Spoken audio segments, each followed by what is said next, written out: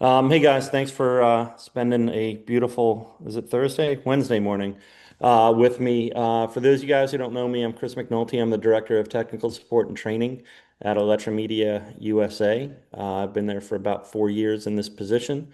I've been in the industry since 93-ish. I've got an interesting resume. I started out as a sales guy.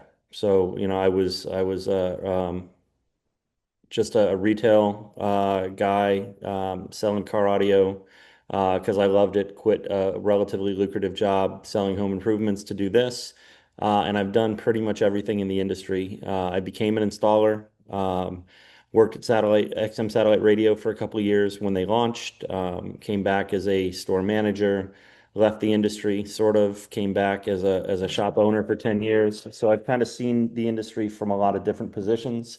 Makes me kind of unique in the way that I can relate. I can relate to you guys selling the retailers. I can relate to the retailers in a way that they understand.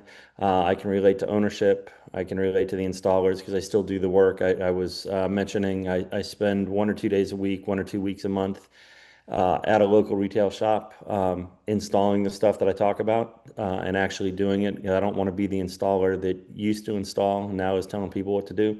So that's sort of who I am, how I got into this. I'm in South Carolina now. I was in DC for about 10 years. And I'm not the greatest at going through a presentation slide by slide and giving all the information. I try to read the room and give answers to questions as they come up, and I encourage questions. I want to make sure that I'm giving you information that you can use rather than just information for information's sake. So I'm going to go ahead and pop up my keynote here and try to share that over to y'all real quick. So let me open that.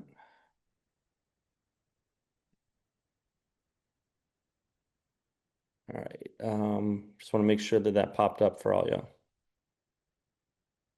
Yep, you're good. Okay, good deal.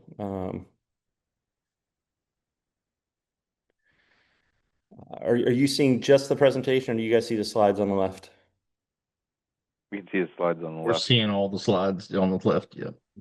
Yeah, I've just got some stuff popped up here. Play, boom. There we go. Hertz and Audison. We are two independent brands under one roof. We're a company that's been around for over 35 years. We started back in 1987.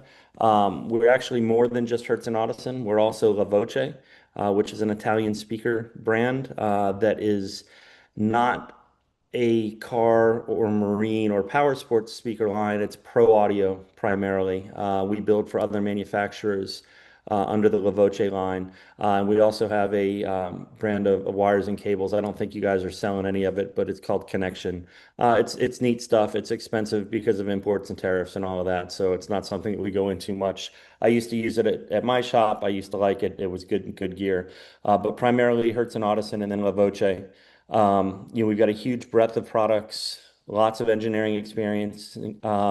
We build all of our own speakers. The next slide sort of goes over, we're a family-owned company. These are the original founders of the company. The gentleman on the right, Mr. Vagnoni, passed away during COVID.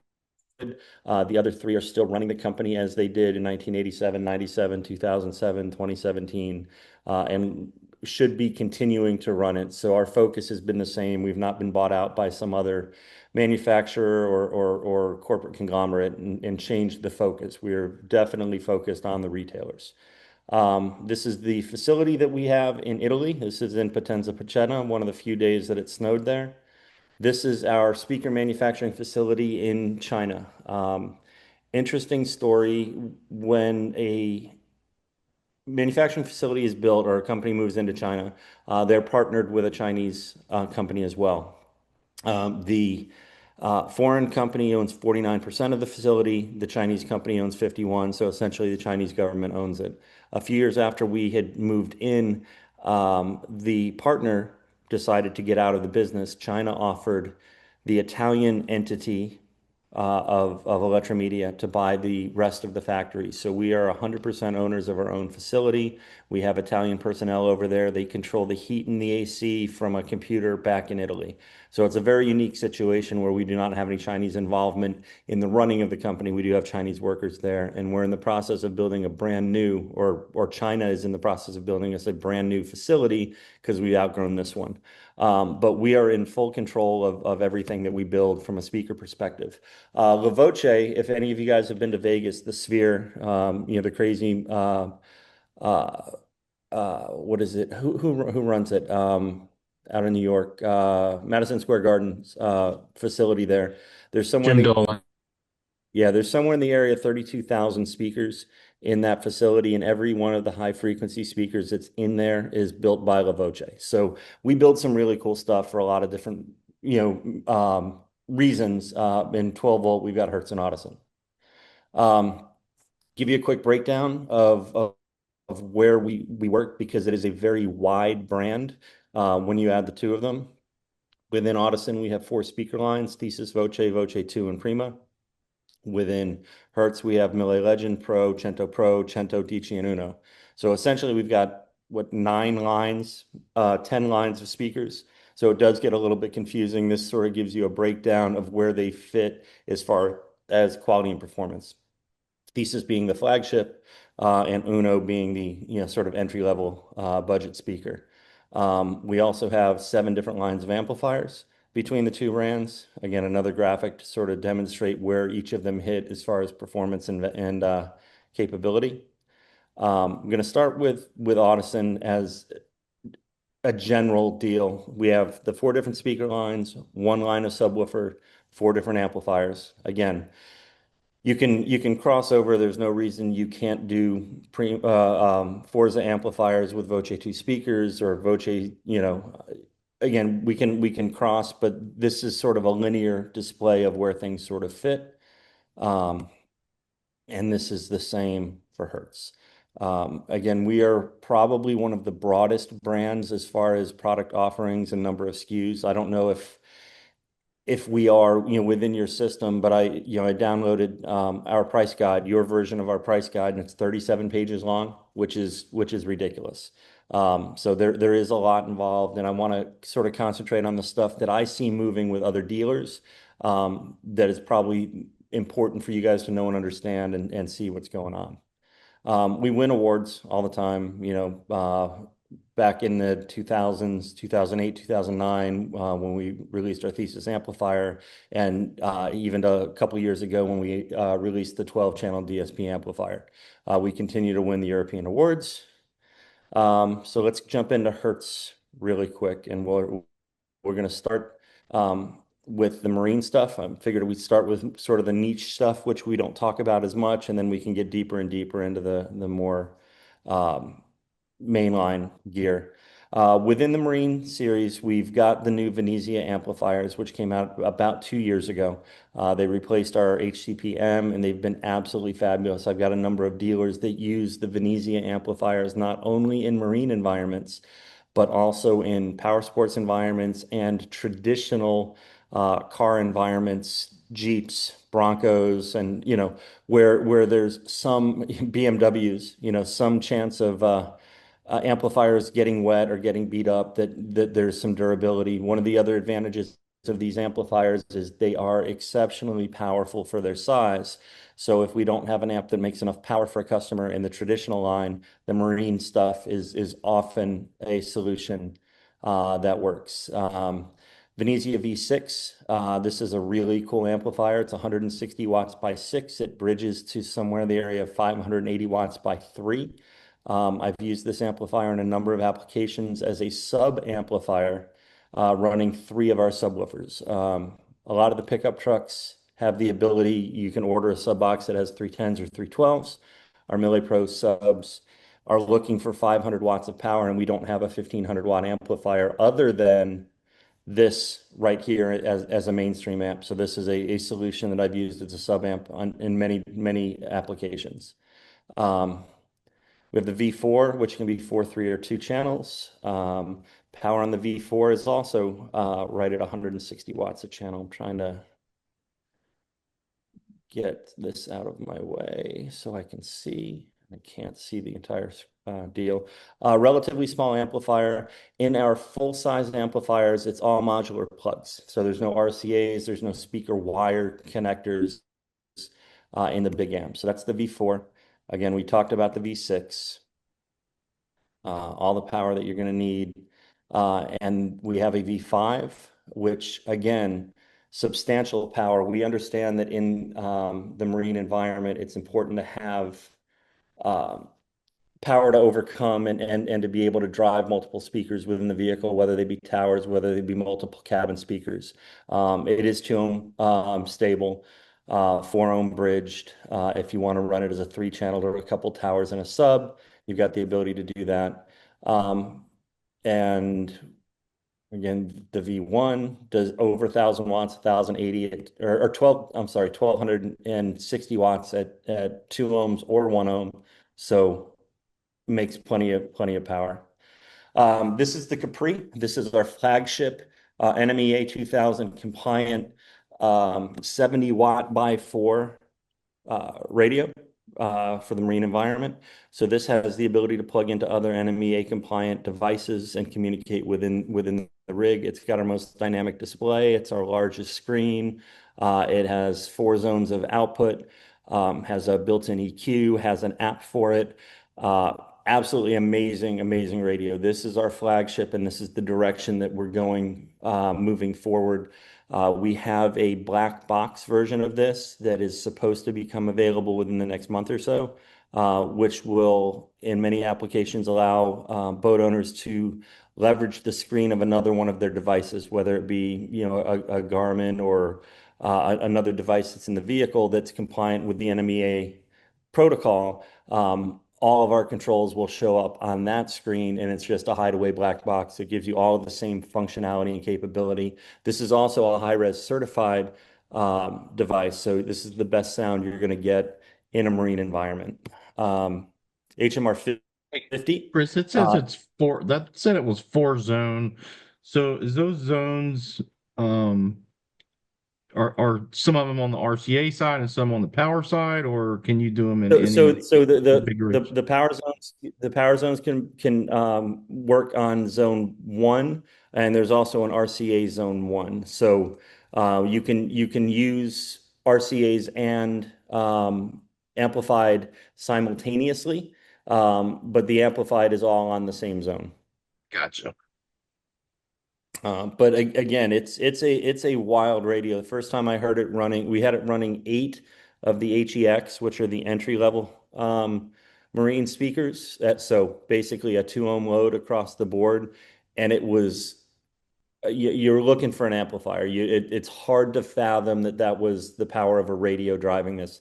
Again, I've started doing this in '93 when we were installing surfboards in the trunks of cars, and a big amplifier was 125 watts by 2, and now we've got amplifiers that are 50% more power times 6 that are about a third the size of what they were before. So the technology has definitely advanced. But yeah, this is a really cool piece. It is not inexpensive. So we do have some stuff that is budget oriented. This definitely is not. This is performance oriented, and we stand behind the things that it does. And again, you can see the photo on the bottom right of all the inputs and outputs.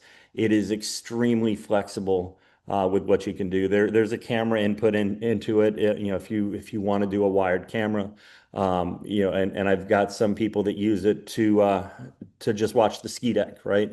As they're controlling the rig, so they're not looking over their shoulder. They're able to see on the display what's going on the ski deck. So cool piece. So cameras more than anything. What's that?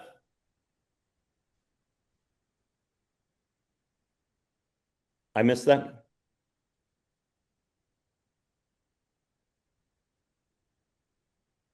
I think they must have been speaking to somebody in the background. Gotcha. All right. My sharing has stopped. Let me get back to that.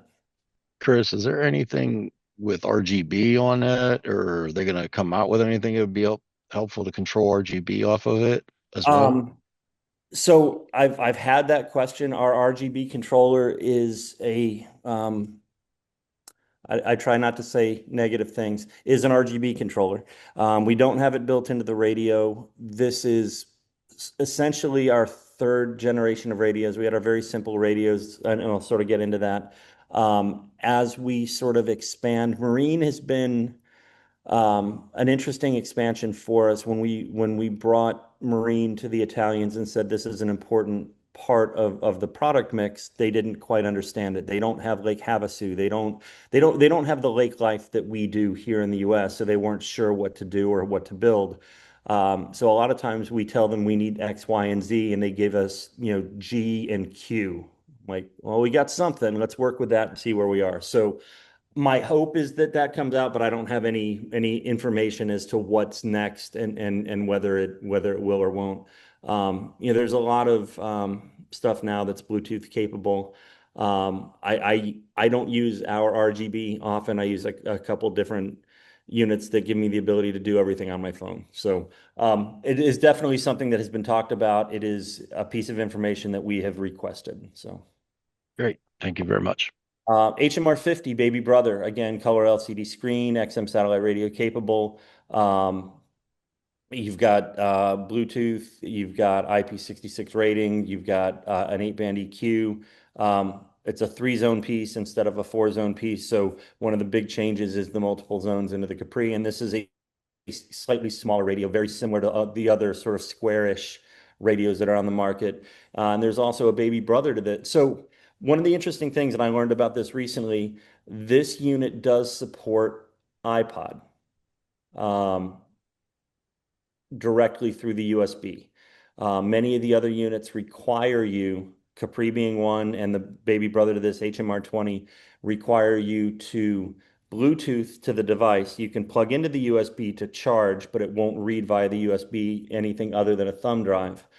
This will actually read iOS directly through the cable. So if you've got somebody with a huge media library on a 1 terabyte iPhone, this is probably a radio that makes more sense because of the control capabilities rather than just streaming via Bluetooth. I left the HMR 20 out. The HMR 20 has a 3-inch screen, so slightly smaller screen, but looks identical in sort of every other way. Loses the iPod capability, loses the Sirius XM capability. So it becomes a feature set between the two of those. HMR BT is the most basic that we have. This is just a Bluetooth receiver. Stream to it gives you track forward, back, play, pause, volume up and down, mute. Pretty straightforward.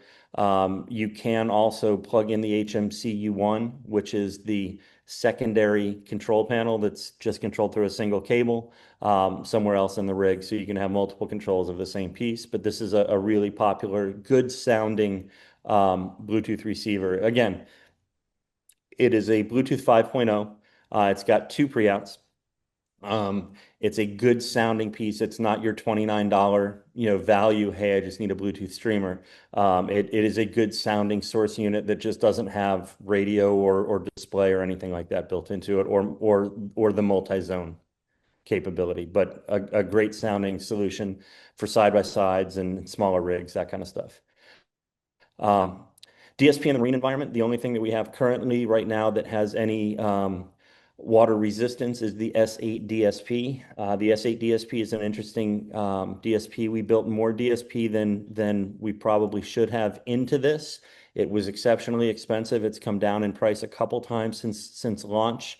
We actually, as a company, make no money on this. It's kind of, hey, we've got them, we need to sell them. This is a great DSP for marine, power sports, motorcycle, automobile. It doesn't matter. The flexibility on this as a basic DSP is pretty solid. 6 input channels, 8 output channels. It's controllable through iOS, Android, Mac, and PC. So from a control perspective, this is the most flexible piece that we offer. We're able to control this through multiple formats, where our other DSP products in both Hertz and Audison are only PC based. This gives you the ability to do things wirelessly with a DRC, a control app that's on the phone that will allow you to do volume, source, subwoofer, preset, very simple solutions on the fly, whether you're on a motorcycle or a boat or what have you. So really cool DSP product that solves a lot of solutions in a very, very, very small package. Marine speakers, the HMS-12 is an absolute monster, 500 watts of RMS power, 1,000 watts peak. The almost 90 dB of efficiency, and it's only 5.5 inches deep. So it fits in a lot of applications where you would only have fit a 10 previously. RGB, again, would it be nice to have the radio control that? For sure. But it is a very standard RGB and power 4-wire connection that can be controlled by a number of different devices that are out there. So that's the 12. And we also have the 10. It's a little bit less sensitive, 1 inch shallower, and about 40% less power handling. It's 300 watts RMS. So with that V1 amplifier, you can easily run 3 or 4 of these where you're only looking at running 2 of the 12s efficiently. Again, same look, sport grill. Those grills are paintable, so without being primed. And we also have that same look and feel in our HMX line of coaxial speakers. The coaxial speakers also have some, and again, I don't know what you guys have in inventory. We do have a lot of the old, the LDTW, the LDTC, which are the very simple, old school marine looking stuff, that looks like it's from the 1900s. The HMX with the LGBs or with the RGBs have become our most popular units because they give you the look and the feel that most people are looking for. And then the customizability of the grills, makes it a home run for most. On the flip side of that, from an audio perspective, they sound the same. So if budget is the concern, the TW or the TC without the RGBs is a great solution to save some dollars on the install. Motorcycle has become huge. We did 14 motorcycles in 3 days up in Montana a couple weeks ago. The 4.900 is kind of the key piece to that. This is our motorcycle amplifier, our power sports amplifier. It is IP55 rated. It's not IP67 rated. However, I've used it in freshwater environments. I have no issue at all putting it on a boat. I don't want to put it out in the ocean. I don't want it in a saltwater environment. But it's a fabulous, fabulous amplifier. 160 watts a channel, 500 watts bridged, or 480 watts bridged. I use this in Jeeps. I use this in Broncos. I use this in side-by-sides. I use this in motorcycles. I use it on boats. This has been a key piece to us being able to take over the motorcycle market as we have over the past 2 or 3 years. This is also the key piece to our Harley sound packs. We have sound packs and cut-in kits. Back that up one real quick.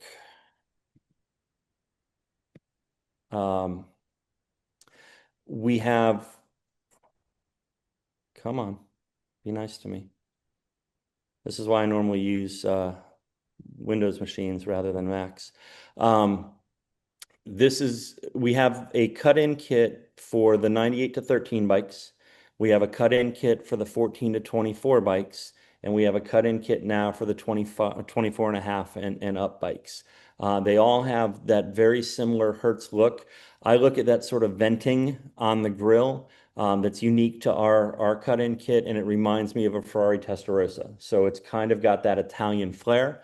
I've installed probably 7 different cut-in kits, and these sit and fit as well as any of them out there.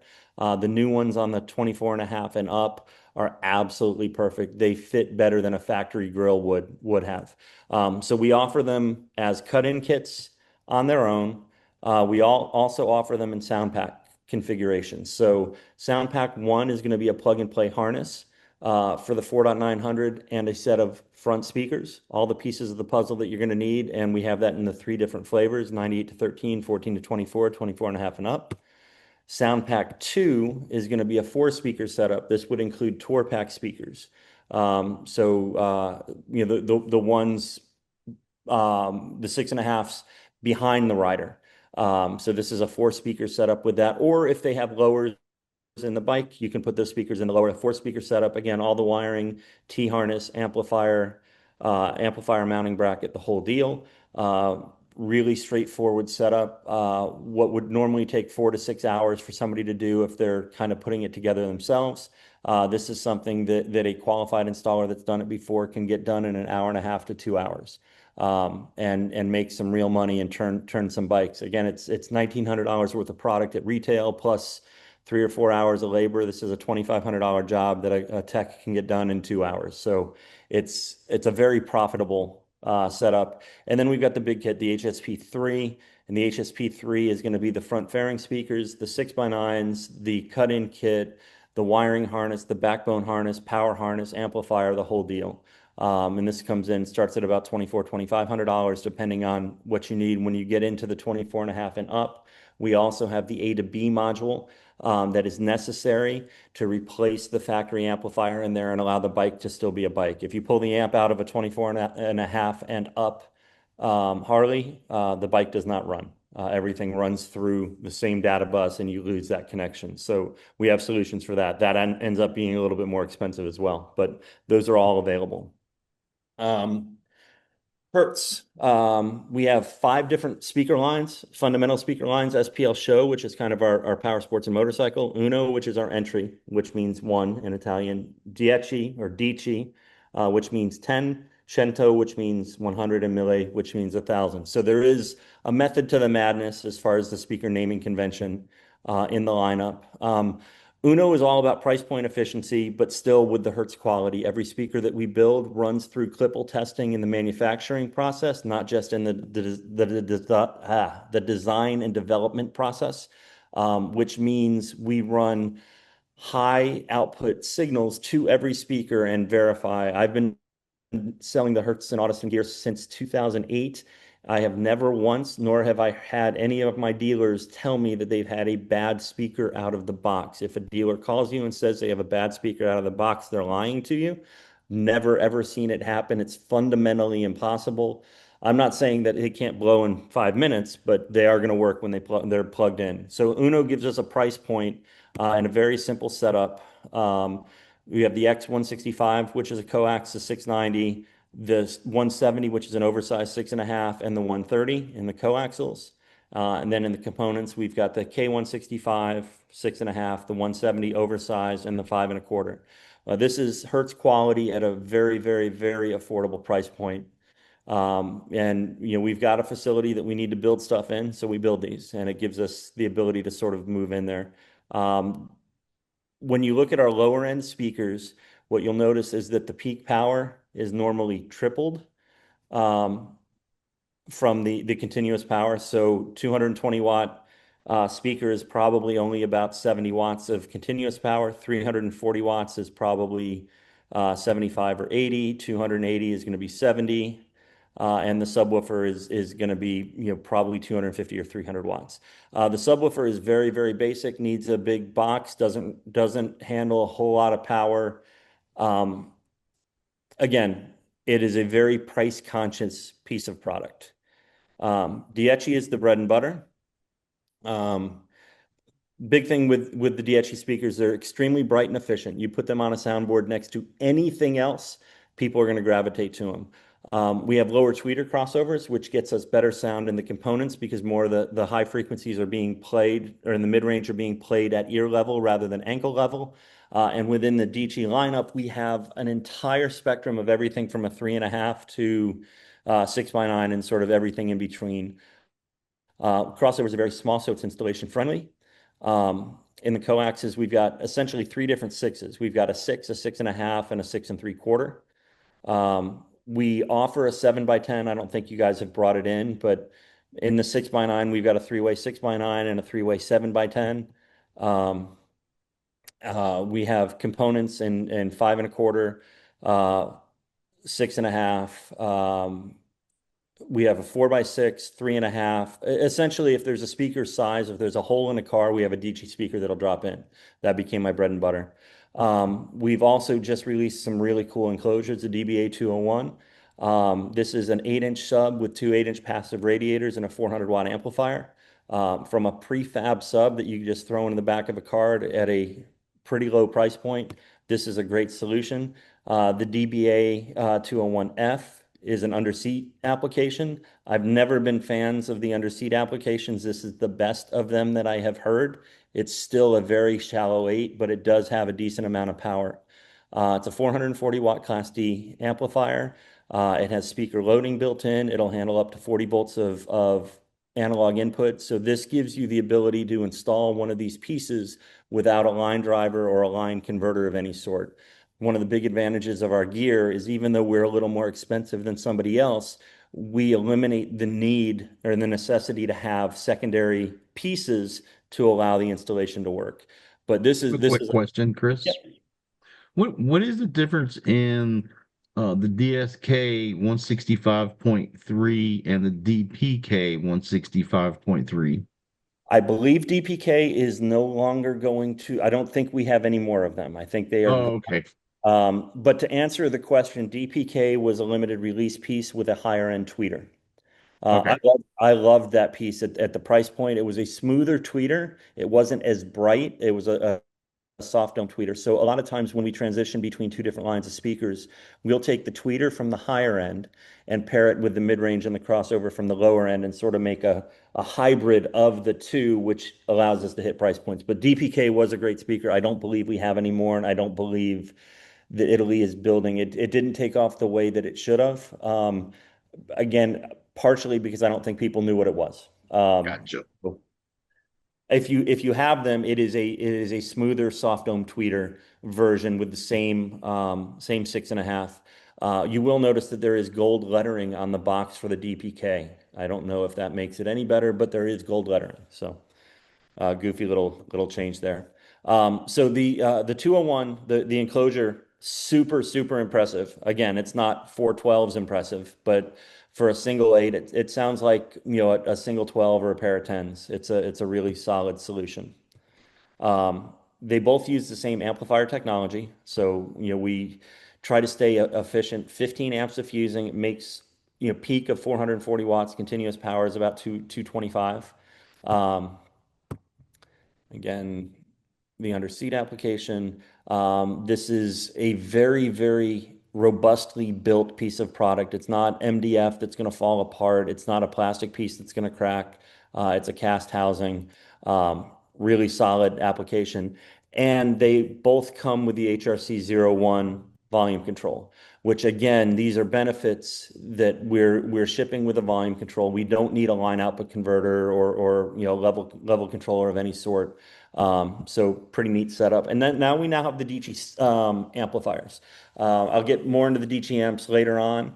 But from a value and price point perspective, the DP 1.500 is a super small 8 inches by 8 inches, 500 watts at 2 ohms. So again, if your dealer is looking for a 500 watt amplifier that can do anything that you want it to do without the addition of another piece, this is a really great solution. When we get into the 4-channel amplifiers and the 2-channel amplifier and the DC lineup, they are a little bit bigger, but that DP 1.500 is the standout.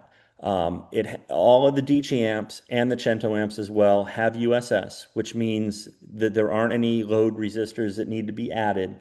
We have that built into the amplifiers. They also have the ability to run on 16-volt cars. So the new Teslas are 16-volt, and other manufacturers are moving forward to that. These amplifiers are designed to run off of a 16-volt system. And additionally, they'll handle up to 40 volts of signal input. So Jaguar, BMW, Range Rover, with these big like Harman Kardon amplifiers, Mark Levinson amplifiers, that kind of stuff, where you would often need a line converter to drop the signal way down. These will handle up to 40 volts of input without any additional devices. So the upfront cost may be a little bit more than another amp, but you don't have to buy any other pieces, which means you don't have to install any other pieces, which means the overall cost to the dealer and to the end user is going to be less with a great level of performance. Cento is the step up. So Cento is where we get into increased power handling. We get into lower tweeter crossovers, very smooth and dynamic. Again, the DPK is that sort of crossover between DC and Cento, which sort of fell apart, but that gets us into the Cento stuff. The crossovers are a little bit larger. The tweeters are a little bit larger. Power handling, 105 watts on these. I think on the Uno stuff, it's quadrupled. So the power rating, peak rating is 4 times the real rating. On Cento, it's tripled, and then when you get up into the Mille and that, it's doubled. So this is the CPK 165, comes with a grill. The grills are really nice. The 690 will handle 120 watts RMS. You're looking at 95 watts on the coaxes on the Cento Pro. You're looking at 120 watts on the 6x9s. Again, any of the 6x9s that we offer throughout, all of them are going to be three-way. So it is going to be a very full and rich 6x9. It's not just going to be low frequency and a little bit of sizzle up at the top. There is a traditional mid-range and tweeter in all of those. The CX165, great component set with a relatively small passive. 165L is going to get, whenever you see an L or a P, an extra letter by the part number, it's going to be a lower frequency driver. So if we look at the traditional 165, it's got a mica cone. When we go to the 165L, it's a pressed pulp cone, which is a little bit more durable, which will handle a little bit more meat and give you a little bit better low end response. So fundamental difference between the two CK165s, the coax three-way. The Cento subs are phenomenal everyday subwoofers. We now have them in an 8 as well as a 10 and a 12. The 8 is only available in 4-ohm. The 10 and the 12 are available in 2 or 4. This is a derivative of what we had in the Audison lineup. This is a step beyond that Dici box. This is a traditional low profile 10-inch subwoofer with a 250 watt RMS, 500 watt peak amplifier. Bass knob control. This can be mounted firing up or firing down. So it's a traditional enclosure, traditional woofer. So great step up from that DBA 201 and an amplified solution. Like I said, we have the 12. And in the Cento amplifiers, so Cento, there's 4 amplifiers in the lineup, 2 monoblocks. CP 1.7, which is 700 watts at 2 ohms, and a CP 1.2K, which is 1200 watts at 2 ohms. These amplifiers produce more power per cubic inch of space than any other mainstream amplifier on the market. They are exceptionally small and make a boatload of power. The 5-channel is more powerful than our SR 5.600 and is smaller than our SR 5.600. So it's going to fit in applications where some other amplifiers may or may not fit. Chris, if you can go back on that, not that next one back. Where'd the other amp go? It was just there. Sorry. The Cento? It was that it had the bass knob with it and everything. That was The amplified right enclosure? there on that. Yeah. Mhm. So what is above the RCAs? Because I noticed that it's a 3.5, but is that just like your high level? Never mind. Sorry about Yeah, that. That's your high yeah, high, level. high level in, and Sorry. then the headphone jack is the controller. Yep. Thank you very much. Yep, no problem at all. So again, Cento amps have become my favorite dumb amps. And when I say dumb amps, I'm not saying it in a negative way. I just mean it's not a DSP. It's just a very simple amplifier. The controls on these are phenomenal. All of the high frequency amplifiers are high-res certified, which means they'll play all the way up to 40K. Not that any of us can hear it, but again, it's a logo. It's gold. It's on the front of the amplifier. It makes it look cooler. And I think from a visual perspective, these Cento amplifiers are probably the best looking amplifiers that we make right now. I think they're just absolutely gorgeous. All of the controls are underneath the little control panel. Mille. So this is where we're getting into money performance. This is our legitimate high end, and we break this into Mille Pro and Mille Legend. Pro being the lower end, Legend being the step up. Legend uses a lot of really, really cool technologies. The V-cone is something that we use in a lot of our speakers, which helps in high frequency breakup. But in the Legends, we're using a single piece V-cone, which keeps distortion down. We're using an aluminum shorting ring, neodymium magnets, boundary-free surround. So a lot of technology there. With the MLK 1650, the crossovers are huge. I will often tell people you're better off doing an active system than spending the extra money for a really, really well-built crossover. I would rather sell this as an ML 1650 and an ML 280 and then run multiple amplifier channels, but we have it with a passive if it comes down to that. If somebody just wants to do something simple with less control, we have it in that aspect. So again, we can go into the build. This is the subwoofer. Actually, this is the 6.5 with the tweeter. When you look at the build of it, it looks like a subwoofer. It's built to handle power, to handle abuse. In the Legends, we have a tweeter, a 3-inch, a 6.5, and we also have a 7-inch, the ML 1800, which will handle 200 watts of RMS power. Absolute monster. We've got two different crossovers, one between the 6.5 and tweeter, and one between the 3 and tweeter.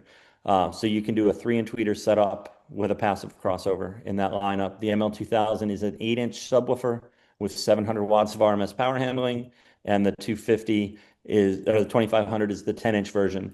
Both of them use the same neodymium magnet structure. Absolute monsters of subwoofers. They require a boatload of power. Based on that, I don't often use them. I use the shallower woofers, which don't require quite as much and have been really impressive. In the Millet Pros, so we have the shallow subs, the MPS 250s, the MPS 300s. These have been the mainstay for most of my dealers over the past year and a half. They fit, they sound great, they have ridiculous amounts of output, they come with an integrated grill. When we're talking about these subwoofers, you can compare them favorably to TW3. We look at them as an improvement in absolutely every measurable. When we went to build them, we knew what we had to build against.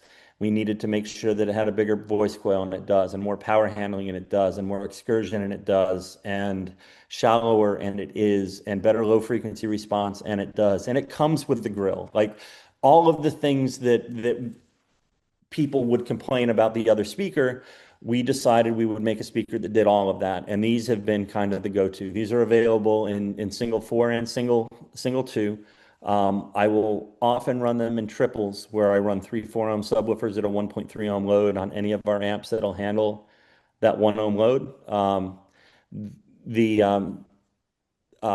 Venezia V6 is my favorite amplifier to run 3 of these because I bridge, and we have like 580 watts per speaker. Phenomenal setup. 3 1/4 inches deep from the top of the frame to the bottom. These don't need to be spaced out at all on the backside because of the way that they cool. We have the air intercooling revolution. We can mount these as right to the back wall of a subwoofer enclosure, which gives us a lot more flexibility from an install perspective. Again, the 10 won product of the year in Europe in 2024 or 2023. These are also offered in prefab enclosures, and you can see how close that the back of that magnet is to the back of that enclosure. You can also see all the additional bracing that's built into that enclosure. This is a very, very stout speaker enclosure. It's very well finished. This is a great solution, and it can be fired up with the grill facing the sky, or it's shipped with the plastic mounting feet. We offer it in both a 10 and a 12 and a single 2 ohm application. Run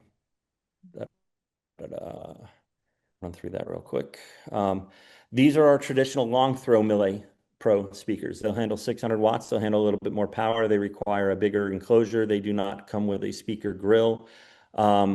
But a great traditional woofer, if you've got guys wanting to do a ported enclosure, this is the direction that I would rather see them rather than the Millet Pro shallows. The shallows are designed for very, very small sealed enclosures, work well in that. But if somebody wants to do a more traditional ported box, longer throw woofer, even with the extra 100 watts of power handling, I've not found that these give you any more output than the shallows do. So from a dealer perspective, I tell everyone just stock up on the shallows. It's going to be an application that works for pretty much everybody. Back to the Millet Pro components. One interesting thing about the Millet Pro coaxial and the 6.5, it is a point source tweeter.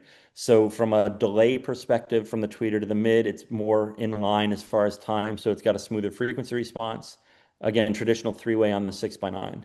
And then back into the legend. I'm going to skip through all of that. I had it in here twice. Let me get through it. Again, we've got a lot of stuff. We can get into a whole lot of technical.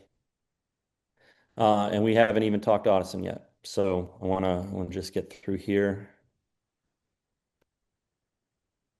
Anybody have any questions on any of the Hertz stuff? On the CG 165.4 grills, do we have any ETA when those are going to be shipping at all? That is a great question for the folks in sales. Because I've got, You know, I've got, I always kick it back to Irvine. You know, I know what the stuff does. I know how to make it work. It just has to exist, and that's entirely up to them and boats and shipping containers and tariffs and customs and all of that. So yeah, I don't have that answer. But if you talk to your rep, the Rusty guy, he could probably make a phone call and find that out. yep, thank you. Just dealing with this Right. yesterday, and I'm pretty sure they had a shipment in last Friday. If you had them on back order, no matter what, I'll check for you. That's at the end of the day. That's what you want to know is if they have them right now. But I'm pretty sure that they covered all the back orders last Friday, and they have some in inventory. But I will verify that for you. Thank you very much, Rusty. Cool. So we just went from orange to blue. Blue is always going to be a little bit more bougie, a little bit more high end. You know, when we look at the graphs of where the speakers come in, the Prima speakers start right in the middle of the Hertz lineup, and the Thesis go even above that. So this is my favorite component speaker. This is what I have in my own car, the APK 165P. Great power handling. I think it's 90 watts. A very small tweeter that integrates our AIF, which is any install faceplate. These will clip into the factory locations in Volkswagens. These will clip into the factory locations in Ford F-150s behind the grille and the A-pillar. You can have a metal mesh grill. You can have the triple bar grill. The number of pieces of jewelry that come in the box with these is phenomenal, and they sound absolutely great. From an installation perspective, you'll notice there's two crossovers, and they're tiny. It's not a big crossover box that has to find a spot. These can be just zip tied to wiring harnesses in the doors or in the dash or wherever they are. So from an installation perspective, with the Prima stuff and the new Voce 2 stuff, it's way easier for the installer because the crossovers are broken apart. Instead of one big box, they're in one or two smaller boxes. It's a soft dome tweeter, so it's very smooth, very accurate. This is the any install faceplate. You can see all of the different components that are available that'll allow you to just clip into many factory applications at the top, and then underneath, these are all sort of the custom deal. It's got, you know, an oversized ring. It's got a little angled adapter. So from a flexibility standpoint, the 1P has become my absolute favorite speaker, favorite tweeter. The 6.5P is the beefier 6.5. Again, a AP 6.5 is our traditional 6.5. The 6.5P will play lower, handle more power, get louder. This is what I have in my own vehicle, and this is a quick graph sort of showing you where the DC components come in at about 199, and then we end up at somewhere in the $5,000 range for the Thesis stuff. So we've got every price point handled. This is an important speaker. It's been the most important speaker to me for the last 7 or 8 years. This is the AP2. This will fit in Chryslers. This will fit in Toyotas. This will fit in General Motors. This will fit in Mercedes. Anytime there is a wideband speaker in the vehicle instead of a tweeter, my recommendation is to sell this speaker every single time. The engineering that went into that from the OEM manufacturer, it's an important speaker. This speaker at about 250, 260 retail is a huge value. It's probably a $400 speaker, but what had happened is we took it from our La Voce lineup. We were already building the speaker for sound bars on TVs. And then we said, hey, if we make it 4 ohms instead of 8 ohms and we use some different glues so that it doesn't, you know, the moisture and humidity and temperature in a car doesn't affect it, this is a great speaker. This to me is the most important speaker in our lineup. Utilizing this properly will set you apart from any other, any other solution that's out there. So this is an important speaker, and it does ship. Let me back up to it. It does ship with a capacitor, so the crossover that you need for it to protect it is in the box. So very important speaker in our lineup. We do have a 6x9 with a component tweeter. We also have an 8-inch mid-range in that lineup. Again, Prima is sort of Dici on the Audison side. We have an 8, a 6x9, a 5x7, two different 6.5s, a 5 1/4, or a 4-inch, the 2-inch, and two different tweeters. So very, very flexible and solution based. The component set comes in about $500, give or take.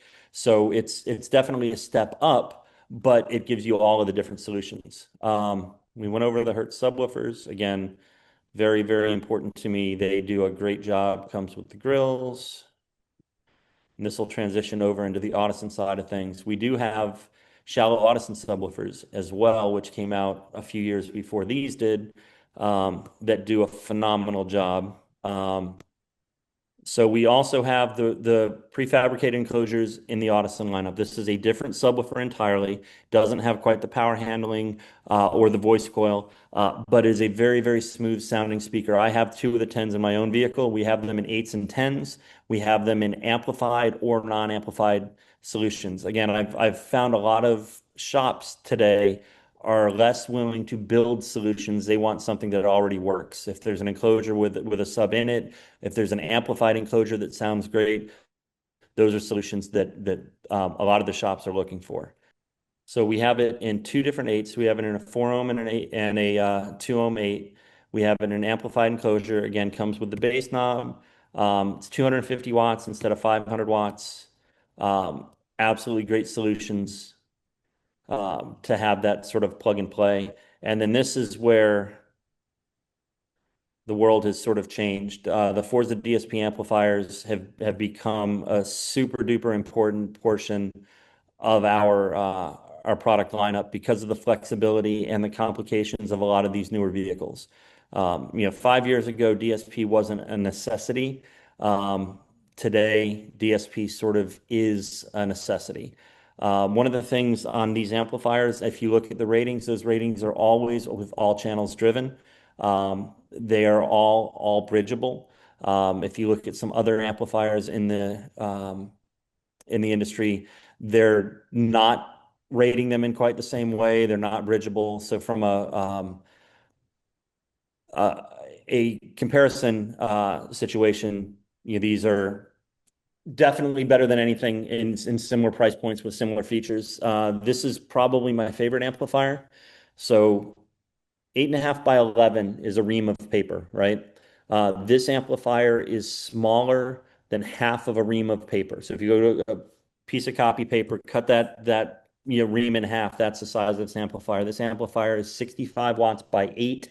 It can be bridged to 200 watts by 4, and it has the most powerful and flexible integration DSP built into it, and it comes in at about $1,100. This is my solution to anybody who walks into the door and needs an amplifier to drive speakers. This is where I start, and I can drop down from that, but this is at least my starting point.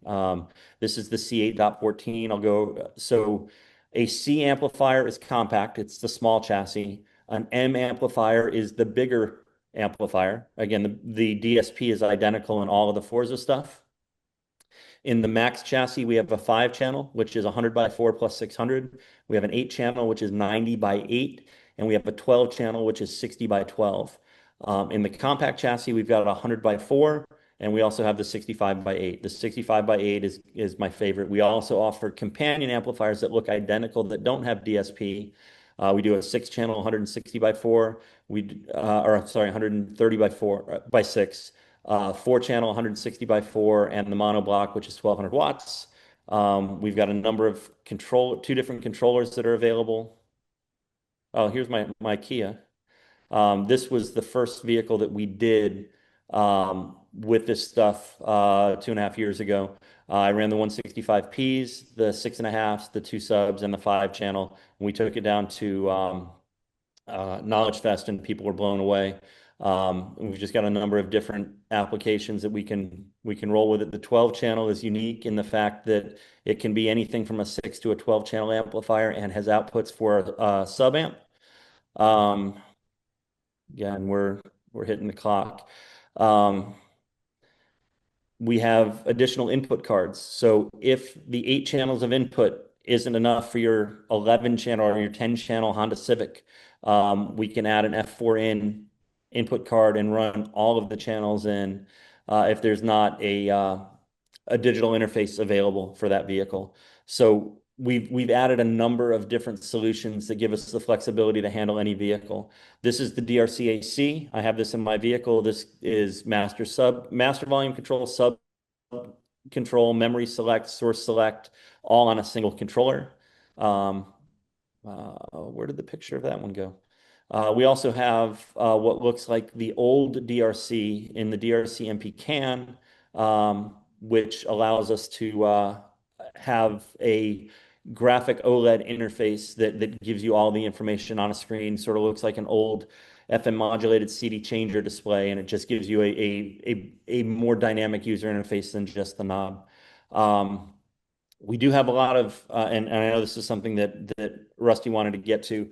We do try to provide a lot of technical resources. As you can tell, I've been yapping for an hour at this point and didn't get through everything. If you want to take a quick picture of this QR code, if you use the password 2021, this will get you a list of our technical documents for Audison, which go over all kinds of different things, GM Bose interface, BMW applications, a lot of different things there. So it's a great resource to have. And then the other one that I wanted to take a look at, let me jump out of here. While you're looking at that, I have a quick question that someone asked. Yeah. What is the difference between the Cento under seat and the Audison version? Okay, so to answer that question, the Audison, so the Cento is only available in a 10. The Audison is available in a 10 and an 8. The Audison 10 is 400 watts. The Audison 8 is 250 watts. The Cento 10 is 250 watts. So I think we're using the smaller of the two amplifiers. Again, a lot of our technology is sort of trickled down.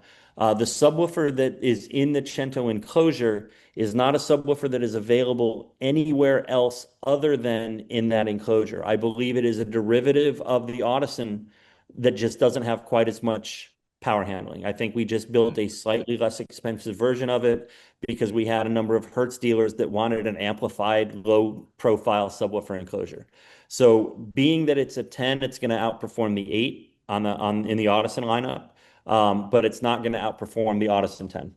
So it's a derivative of that, and they painted it in orange instead of blue, and then just pulled out dollars wherever they could to get it to hit a slightly lower price point than the Audison. Gotcha. And All then right, another so question: is there a quick tune process in the S8 software? no. So No. Okay. The S8 is a very simple user-controlled DSP. Okay. The user has to have an idea of what they're doing. There is no quick tune process. When we get into Forza, we just released last week Forza 3 or BitDrive 3.0, which is the newest iteration of the software that runs it with an improved automated tuning process. And the automated tuning process in the Forza DSPs is literally, and I'm not making this up, I'm not exaggerating at all, it's a 3-minute process. Mm. It requires a $100 microphone, which any shop that's doing a $2,000 DSP can probably afford to invest in. And it takes what most shops look at as a 2 to 3 hour process to tune a vehicle. And it is legitimately a 3-minute process. You put the mic in, you run the tones, and the machine does all of the work for you. It is not going to win you trophies at Steel Valley Regional, at Larry's event, or anything like that, but it's going to be probably in most shops, and now that I've seen so many more shops within the country, it's going to be probably the best sounding car that most shops have ever put out as far as linearity, frequency response, imaging, and staging. Volume is volume. You put speakers in there with lots of power, you can get volume. So this isn't a lot of people are worried about DSP. Oh, it's just very technical. It's not going to jam. No, these things absolutely jam, but they also sound good and they sound real and pretty amazing setup. So are you guys able to see my dashboard at this point? Is that what's showing up? Yes. All Yep. right. So this is the dashboard of the E Academy, and we'll get you the link for that. We go over Audison, we go or the Forza stuff. We go over how Forza is used. We go over the BitDrive 3.0, the BMW components, the Accordo Wizard. So this is the self-tuning. We just launched this on the new Voce speakers, the Beacon, a couple different BMW setups. On the Hertz side, we've got the DC amps, we've got the Cento amps, we've got the Mille Legend speakers. So we've got, and these are modules that will take you probably 10 or 15 minutes to go through each of them. And all the answers are there. And at the end, you answer the questions. Rusty's gotten through probably 15 of them, I think. He's done about half of them. And we keep releasing new ones.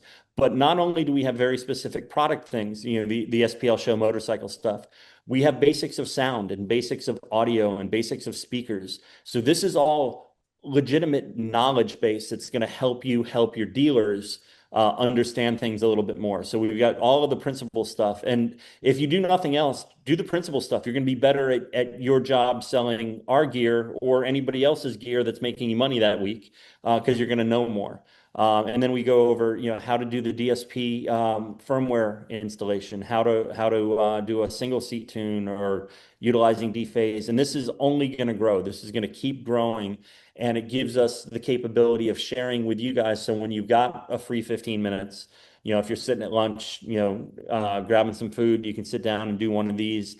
And when you get back to your desk and you take that next phone call, you're going to know a little bit more and you're going to have a better opportunity to service your customer, the dealers in a better way, but you're also going to make more money because you can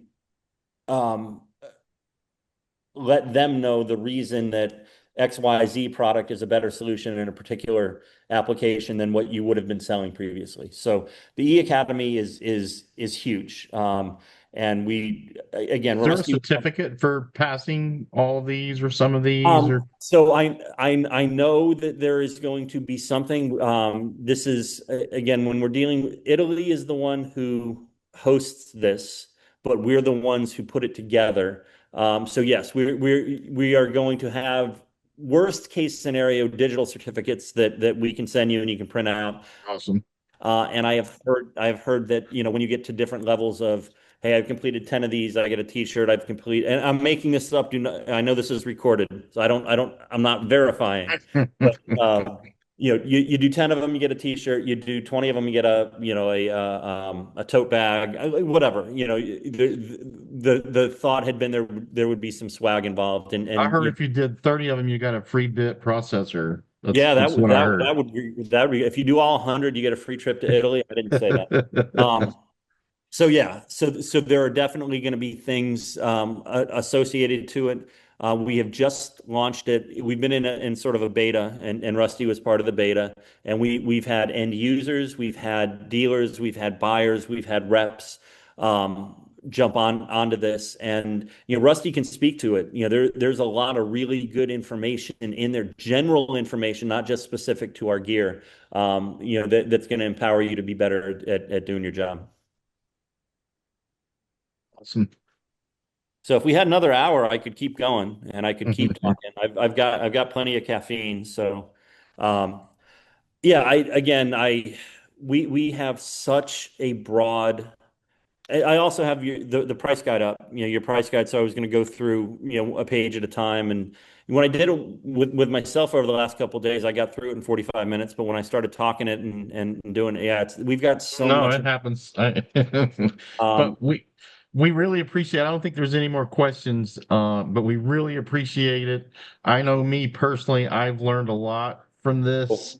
I'm excited about the line, and I think we're going to be able to use a lot of this in our everyday sales. So thank you very much, Chris. I really appreciate it. Cool. Also, I wanted to make sure that all your folks know that I am available. Rusty has my phone number if you want to send it out. It's also on my Facebook profile.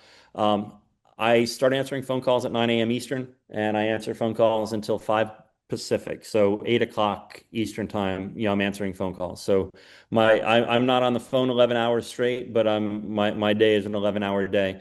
Um, Reach out to me if you have questions on utilization, on product design, system design. I would much rather help you set up a system design up front that's going to do what we need it to do rather than try to figure out a way to make the wrong gear do something that it really wasn't intended to do. But I'm also willing to help with that. So absolutely reach out to me if you have any questions at any point.